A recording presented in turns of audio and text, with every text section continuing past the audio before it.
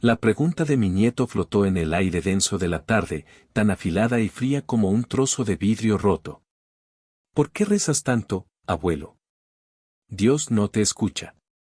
Estaba arrodillado junto a las rosas de Elena, con su viejo rosario de madera de olivo entre mis dedos. Las cuentas, pulidas por décadas de sus oraciones y las mías, se sentían como pequeños huesos lisos. El sol de la tarde caía a través de las hojas del fresno, pintando manchas de luz y sombra sobre la tierra. El olor a tierra húmeda y a pétalos de rosa era el único incienso que necesitaba. No respondí de inmediato. Levanté la vista hacia Mateo. Tenía 14 años, la edad en la que un niño se convierte en un eco de sus padres. En su rostro, vi la impaciencia de mi hijo Ricardo, la práctica indiferencia de mi nuera, Silvia. La misma desconexión que había llegado a conocer tan bien. Era una mirada que decía que mis rituales, mis recuerdos, mi fe, eran pintorescos pero inútiles. Antigüedades polvorientas en la casa moderna que ellos habían construido a mi alrededor.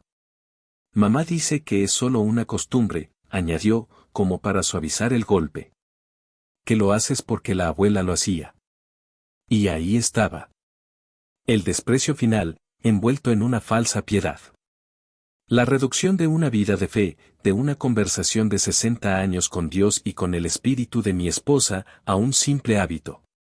Un tic nervioso. Un eco vacío.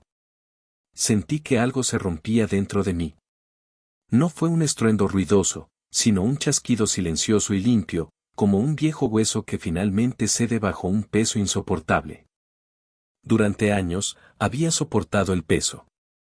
El peso de su conveniencia. El peso de su olvido. Cuidaba a Mateo cuando eran niños y sus padres querían una noche libre.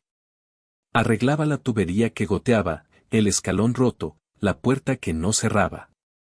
Cocinaba el mole para las reuniones familiares del domingo, solo para escuchar a Silvia decir que era demasiado pesado, demasiado anticuado, mientras servía una ensalada insípida comprada en la tienda.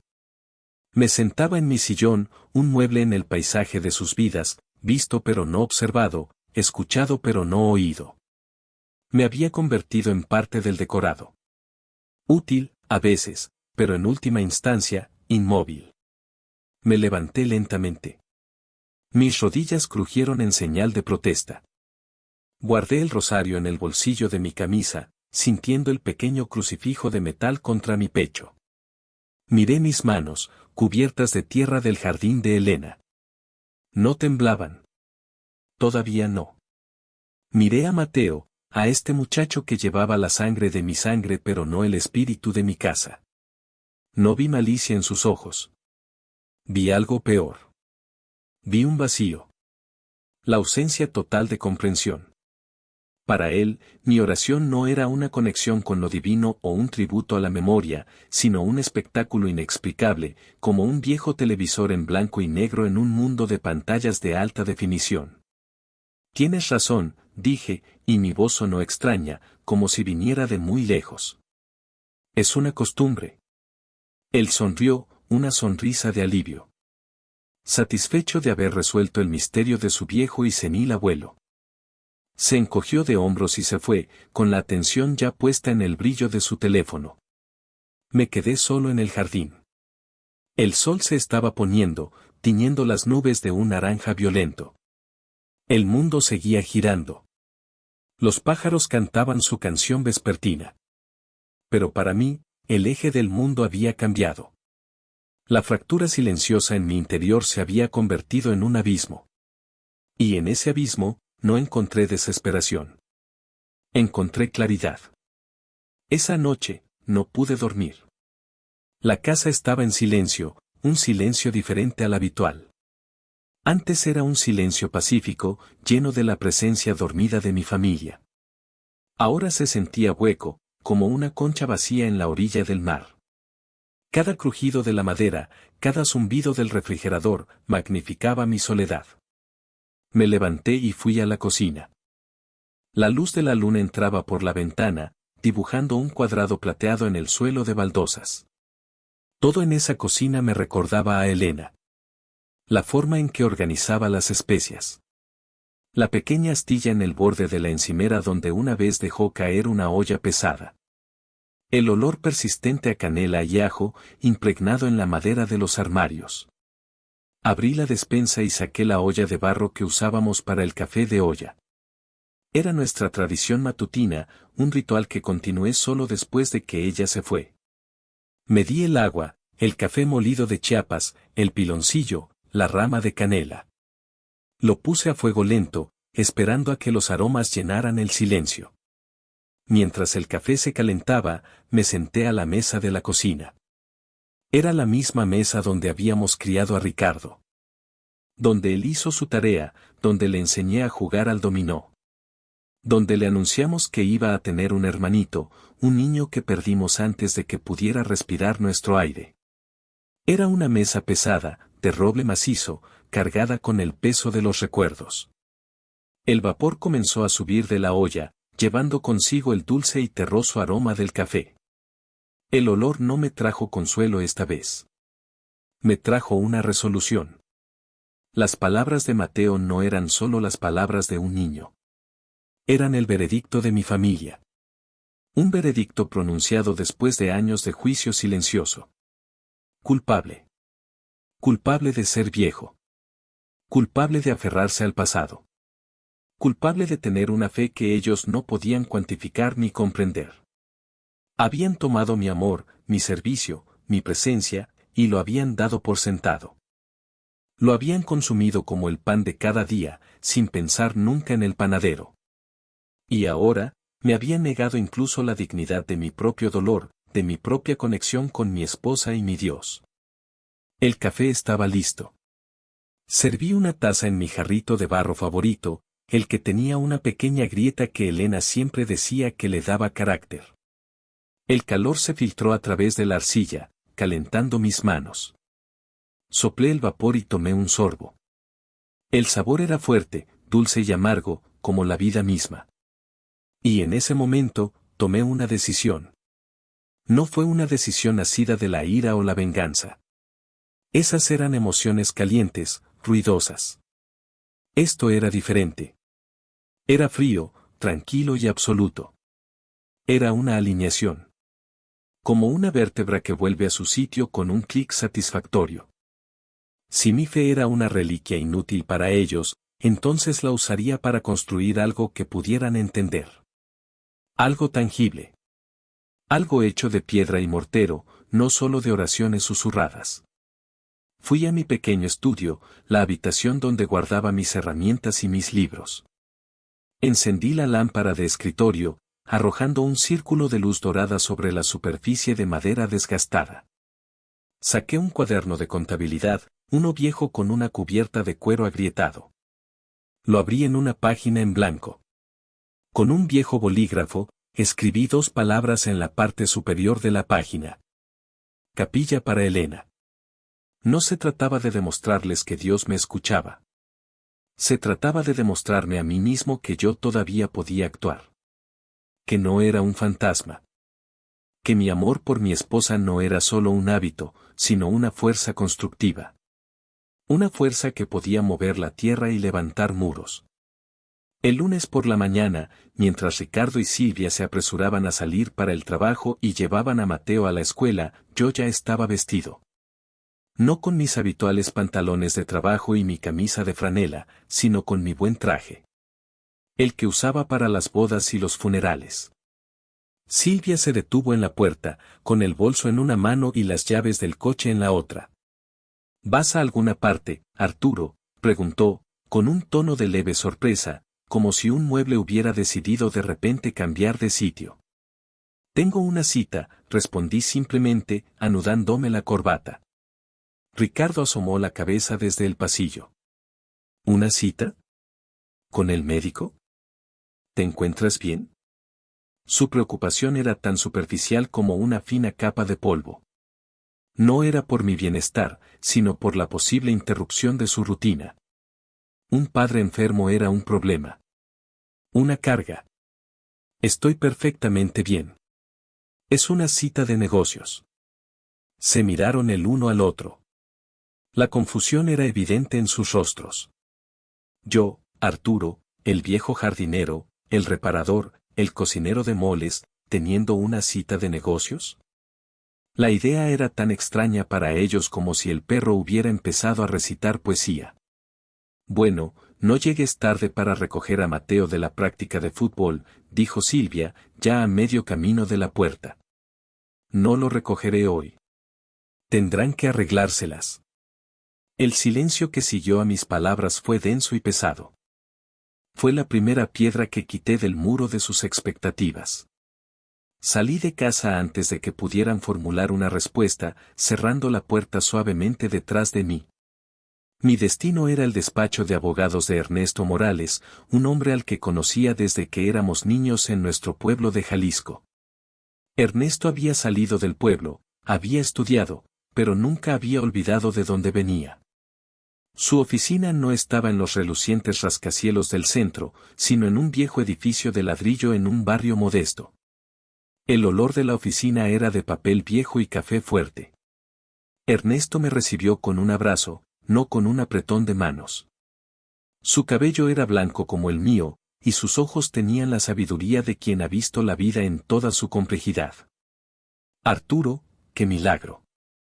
Siéntate, siéntate. ¿Un café? Acepté.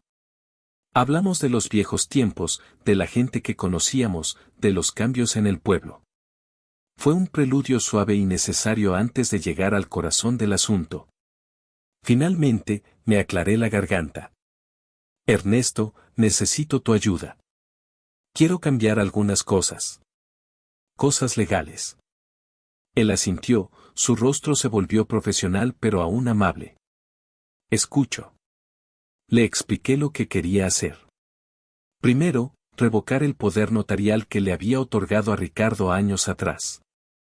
Un documento firmado con confianza y amor, que ahora se sentía como una cadena. Segundo, quería eliminar a Ricardo y a Silvia de todas mis cuentas bancarias.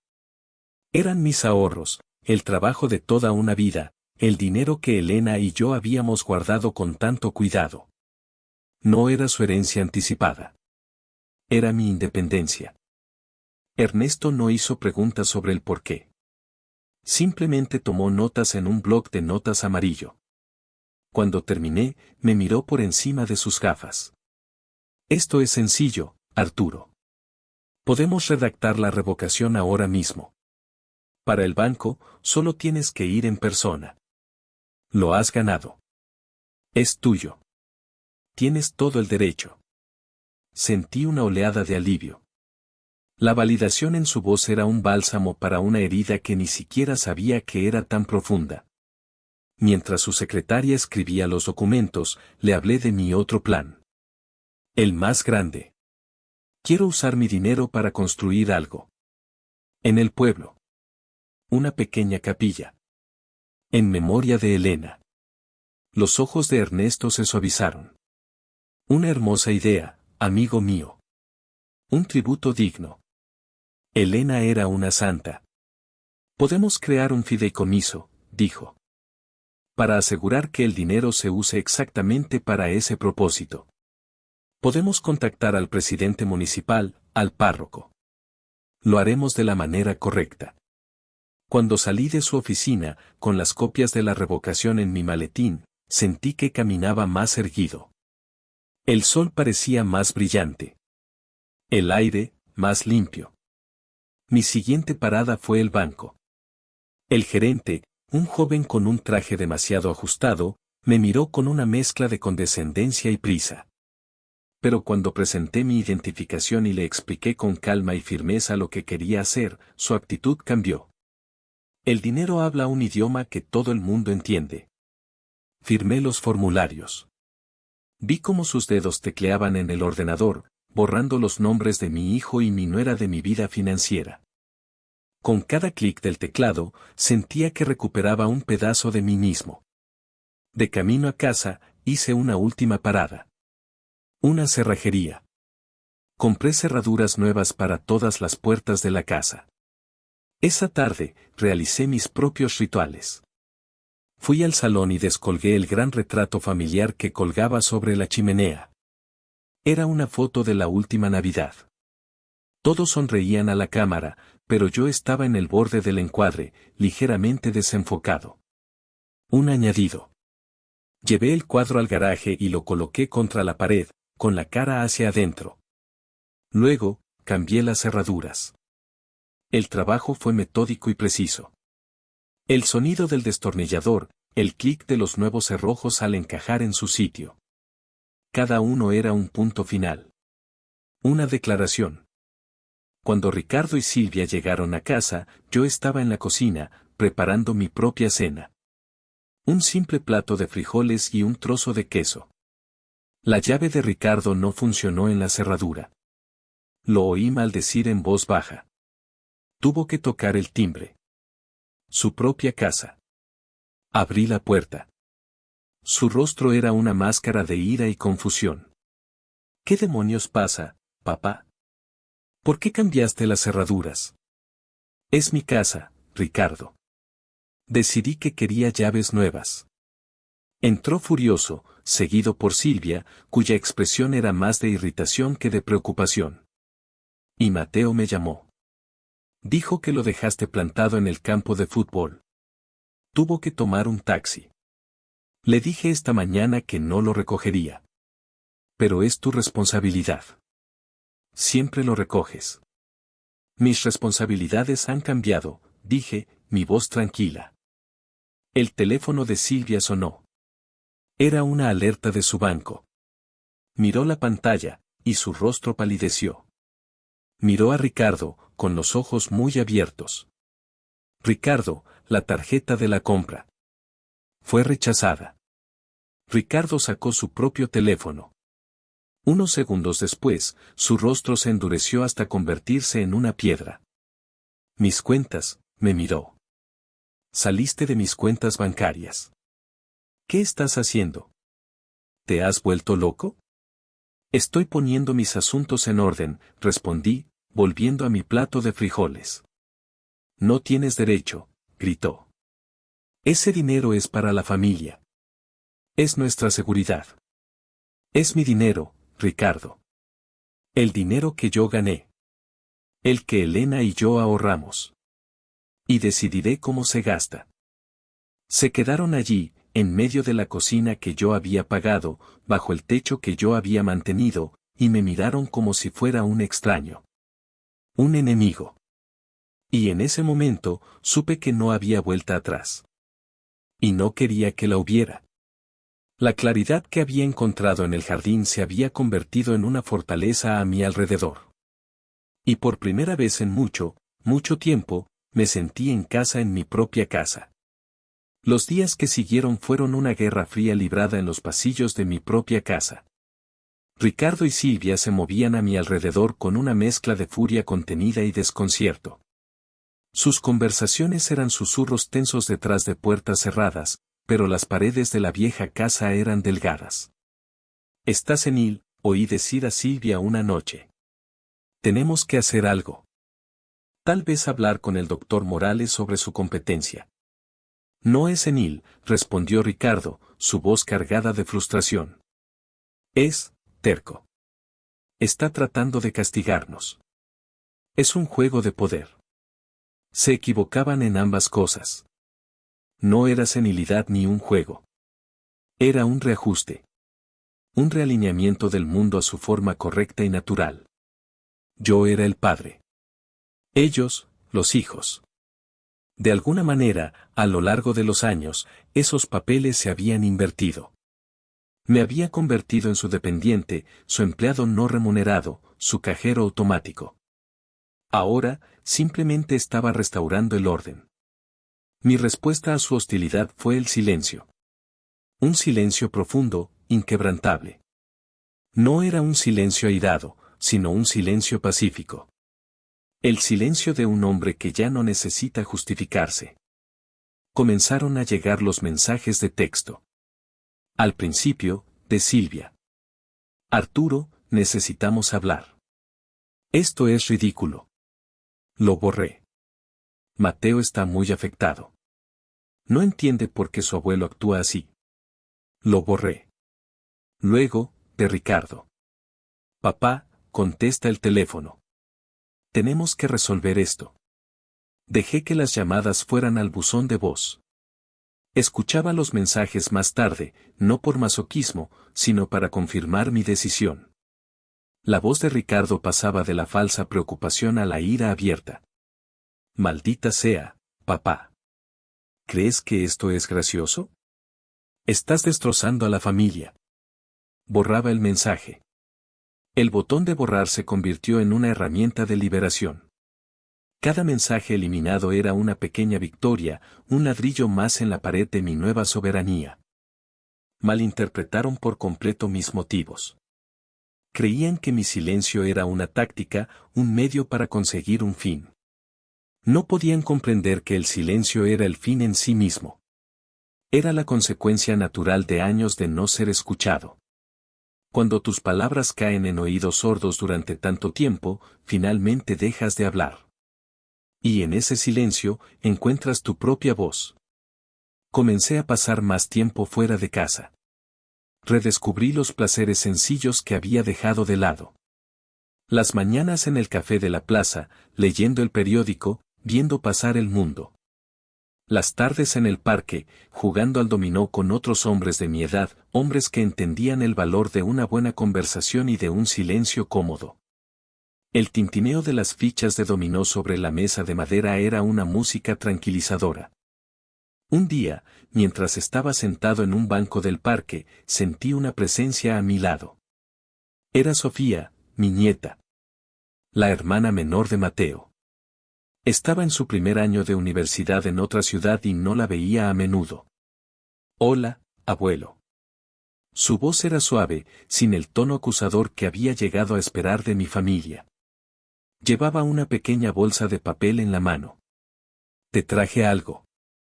De la bolsa sacó 2 conchas de la panadería del viejo barrio, nuestras favoritas. Las que Elena y yo solíamos comprar los domingos por la mañana. Me senté aquí y te vi, dijo, mientras me ofrecía una. No quería interrumpir. Parecías, en paz. La palabra me sorprendió. Paz. Sí, eso era. En medio de la tormenta silenciosa en casa, había encontrado un centro de calma. Tomé la concha. Gracias, mija. Nos sentamos en silencio durante un rato, comiendo el pan dulce. El silencio con ella era diferente. Era un espacio compartido, no un vacío. Mis padres están perdiendo la cabeza, dijo finalmente, sin mirarme. Están furiosos. Lo sé. No entienden. ¿Y tú? Le pregunté, mirándola de verdad por primera vez. ¿Tú entiendes? Ella me devolvió la mirada. Sus ojos, a diferencia de los de su hermano, eran profundos y reflexivos. Eran los ojos de Elena. Creo que sí, dijo en voz baja. Te he visto, abuelo. Durante años. Veo cómo te hablan. Cómo te dan por sentado. Como si no fueras una persona, sino una función. El que arregla cosas.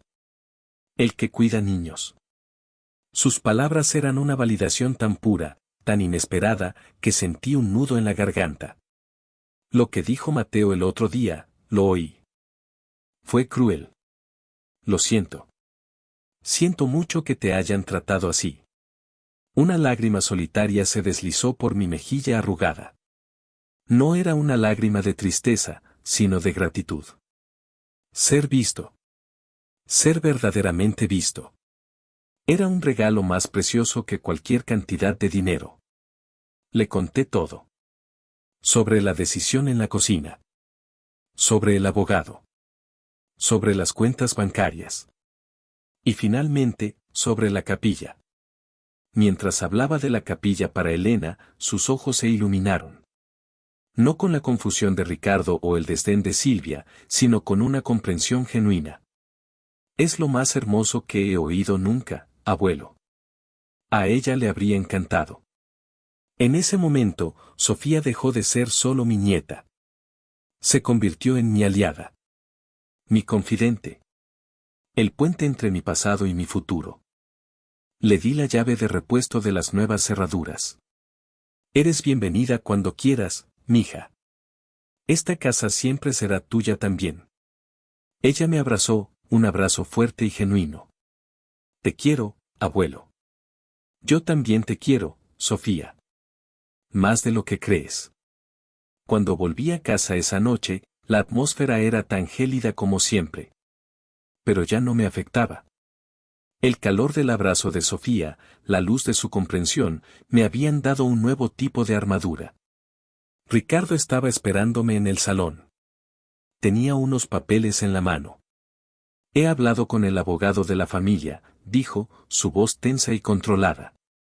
Dice que podríamos impugnar tus decisiones. Alegar influencia indebida, o disminución de la capacidad mental. Lo miré, sin miedo. Inténtalo, Ricardo. Habla con tu abogado. Yo hablaré con el mío. Ernesto Morales. ¿Lo recuerdas? El hijo de don Javier, del pueblo. Un hombre que entiende de honor. El nombre pareció desinflarlo un poco. Sabía que Ernesto no era un abogado corporativo cualquiera que pudiera ser intimidado. ¿Por qué estás haciendo esto?, preguntó, su ira dando paso a una nota de genuina desesperación. ¿Por qué nos estás apartando? No los estoy apartando, Ricardo. Estoy reclamando lo que es mío. Mi vida. Mi dignidad. Mi derecho a ser algo más que una ocurrencia tardía en la vida de mi propio hijo. Se quedó sin palabras. La verdad, cuando se dice con sencillez, tiene un poder que ninguna mentira puede igualar. Me di la vuelta y me dirigí a mi habitación. Buenas noches, Ricardo. No esperé una respuesta. No la necesitaba. La conversación había terminado. Todas las conversaciones importantes, de hecho, ya habían terminado. A partir de ahora, solo quedarían las acciones. Y mis acciones, como la capilla que construiría, hablarían más alto que cualquier palabra que él pudiera decir. El siguiente mes fue un torbellino de actividad metódica. Con la ayuda de Ernesto y la entusiasta complicidad de Sofía, los planes para la capilla tomaron forma. Sofía, que estudiaba arquitectura, dibujó los bocetos iniciales.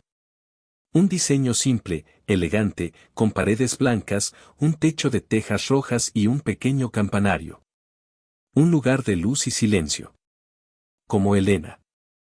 Ernesto se encargó de la logística. Creó el fideicomiso, asegurando que cada centavo de mi dinero se destinara al proyecto. Contactó al presidente municipal de mi pueblo natal en Jalisco, un hombre al que recordaba como un niño travieso que robaba mangos de los árboles.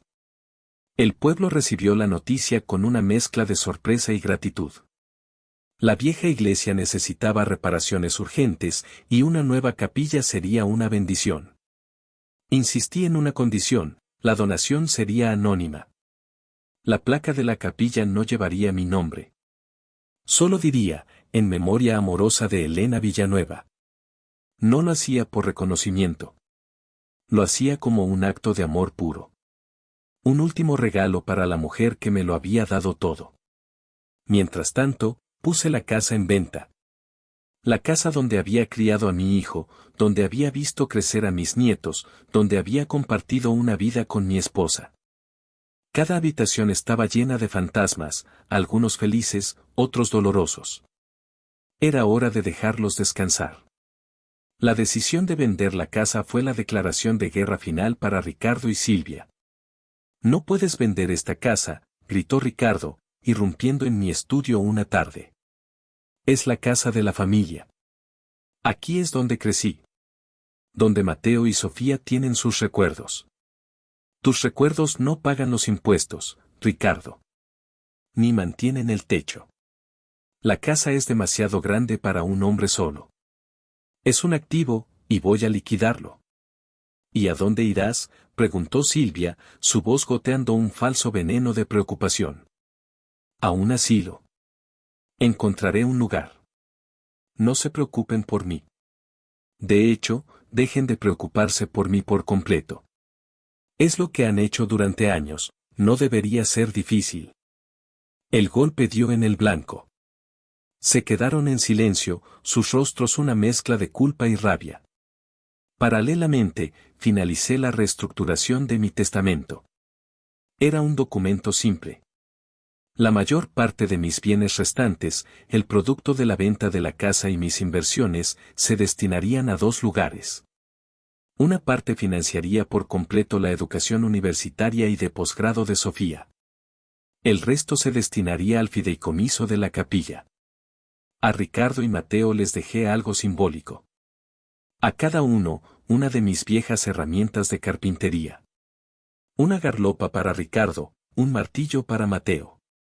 Y una nota: espero que aprendan a construir algo más valioso que el resentimiento. Era un gesto pequeño, quizás mezquino, pero sentí que era justo. Se hereda lo que se valora. Ellos nunca habían valorado mi corazón, así que no lo recibirían. La confrontación final llegó una semana antes de que la casa se vendiera. Ricardo vino a verme. Esta vez, no estaba gritando. Parecía derrotado. Hundido. Se sentó en el sillón frente al mío, en el salón ahora casi vacío, con cajas apiladas en las esquinas. Lo sé, dijo en voz baja. Sé que no he sido un buen hijo. No dije nada. No había nada que decir. He estado ocupado. El trabajo, el estrés, di las cosas por sentadas. Te di por sentado. Asentí lentamente. Pero esto es demasiado, papá. Borrarnos. Vendiendo la casa. Es como si estuvieras tratando de borrar tu propia vida. De borrarnos a nosotros de ella. Al contrario, Ricardo. Por primera vez, estoy viviendo mi vida. En mis propios términos. Durante años, viví en los términos de todos los demás. Me adaptaba. Me encogía para caber en los pequeños espacios que me dejaban. Ya no. Se frotó la cara con las manos. Parecía haber envejecido 10 años en un mes. ¿Qué hay de Mateo? Es tu nieto. Mateo tiene un padre. Un padre que puede enseñarle que el respeto no es algo que se exige, sino algo que se gana. Un padre que puede enseñarle que la fe de un hombre, aunque no la comparta, merece dignidad. Se levantó y caminó hacia la ventana, mirando el jardín de Elena. Mamá no habría querido esto. Ahí se equivocaba. Tu madre habría querido que su esposo fuera tratado con amor y respeto. Ella me lo dio todos los días de su vida. No podía esperar menos de mi propio hijo. Tu madre entendía el valor de la dignidad. Es algo que pareces haber olvidado. Se dio la vuelta. Había lágrimas en sus ojos. Lágrimas de autocompasión, me di cuenta, no de verdadero remordimiento. ¿Hay algo que pueda hacer? ¿Algo que pueda decir para arreglar esto? No, Ricardo. No ahora. Las acciones tienen consecuencias. Las palabras, también. Lo que tu hijo dijo en el jardín no fue una pregunta. Fue el final de una larga conversación que ustedes 3 han estado teniendo sobre mí a mis espaldas durante años. Yo solo decidí escuchar. Me levanté, señalando el final de la audiencia. La casa se cierra la próxima semana. Te sugiero que tú y Silvia empiecen a buscar un lugar propio. Salió sin decir otra palabra. No cerré la puerta de un portazo. La cerré suavemente, el sonido del pestillo encajando en su lugar fue el punto final definitivo de ese capítulo de mi vida. La nueva realidad comenzó con la simplicidad. Me mudé a un pequeño apartamento de 2 habitaciones en el centro de la ciudad, con vistas a la plaza. Era limpio, luminoso y todo lo que necesitaba. Una habitación para dormir, la otra la convertí en un pequeño taller de carpintería. El balcón era lo suficientemente grande para unas cuantas macetas donde cultivaba chiles, tomates y hierbas. El olor a tierra fresca cada mañana era mi conexión con el jardín de Elena. Mi vida adquirió un nuevo ritmo, uno dictado por mí y solo por mí. Me despertaba con el sol, no con las exigencias de otros. Preparaba mi café de olla, fuerte y dulce, y me sentaba en el balcón, observando cómo la ciudad despertaba. Leía el periódico de principio a fin. Daba largos paseos. Las tardes las pasaba en el café de la plaza, jugando al dominó con mis amigos. Hombres con manos curtidas y rostros llenos de historias. Hablábamos de política, de fútbol, de los viejos tiempos. Pero sobre todo, disfrutábamos de la compañía del otro. Nadie me pedía nada. Nadie esperaba nada de mí más que fuera yo mismo. Sofía me visitaba todos los fines de semana. Traía la compra, o simplemente venía a sentarse y hablar. Me mostraba los avances de sus estudios, sus proyectos, sus sueños. Le contaba historias de su abuela, cosas que nunca había sabido. Forjamos un vínculo que era a la vez nuevo y antiguo, una conexión genuina libre de las tensiones del resto de la familia. Ella era mi legado viviente. Recibía actualizaciones semanales de Jalisco. Fotos de la construcción de la capilla. Primero los cimientos, un cuadrado de hormigón grabado en la tierra roja. Luego las paredes, subiendo lentamente hacia el cielo. Los aldeanos se ofrecían como voluntarios para ayudar, llevando ladrillos, mezclando cemento. Se había convertido en un proyecto comunitario, un símbolo de fe y esperanza. Una noche, mirando una foto de los muros a medio construir, saqué el viejo retrato de Elena del día de nuestra boda. Sus ojos brillaban de amor y promesas. Mira, mi amor, le susurré a la foto. Un lugar de paz para ti.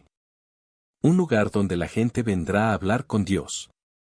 Tal vez Él no siempre responde con palabras, pero responde con la fuerza que nos da para construir, para amar, para seguir adelante. Mi estado emocional final no fue de alegría triunfante. No había ganado una batalla. Simplemente había declarado mi independencia. El sentimiento era más profundo, más tranquilo. Era una sensación de estar completo. De dignidad. De paz. Ya no estaba esperando. Esperando una llamada, una visita, una palabra amable. Mi felicidad ya no dependía de la validación de otros. Residía dentro de mí, sólida y segura como los cimientos de la capilla. Un día, llegó una carta al buzón de mi apartamento. La letra era de Ricardo. La reconocí de inmediato, aunque parecía temblorosa, la caligrafía débil de un hijo decepcionante. La dejé en la mesa de la cocina durante 3 días. La miraba mientras tomaba mi café por la mañana. No sentía ni ira ni curiosidad. Solo una tranquila distancia. Al 4.º día, la abrí. Era una disculpa.